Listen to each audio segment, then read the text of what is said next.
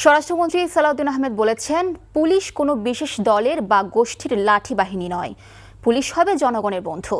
সেজন্য পুলিশ বাহিনীকে দক্ষ ও আধুনিক আইন শৃঙ্খলা রক্ষাকারী বাহিনী হিসেবে গড়ে তুলতে সরকার ইতিমধ্যে জনবল বৃদ্ধি সহ নানা উদ্যোগ গ্রহণ করেছে।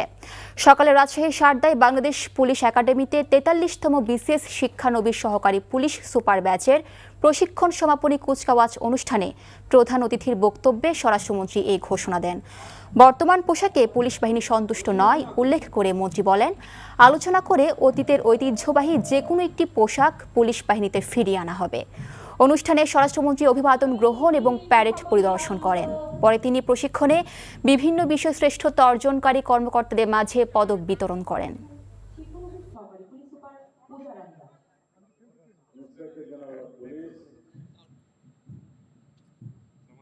সততা, দক্ষতা ও পেশাদারিত্বের সঙ্গে দায়িত্ব পালন করতে হবে।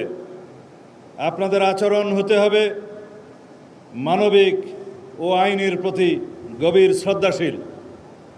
মনে রাখতে হবে, চেইন অফ কমান্ড, শৃঙ্খলা, আনুগত্য ও সমন্বিত নেতৃত্বই একটি বাহিনীর শক্তির মূল ভিত্তি। 200-র বেশি সার্ভিস ও ফিচারে লেনদেনের সব বিকাশ অ্যাপে সম্ভব।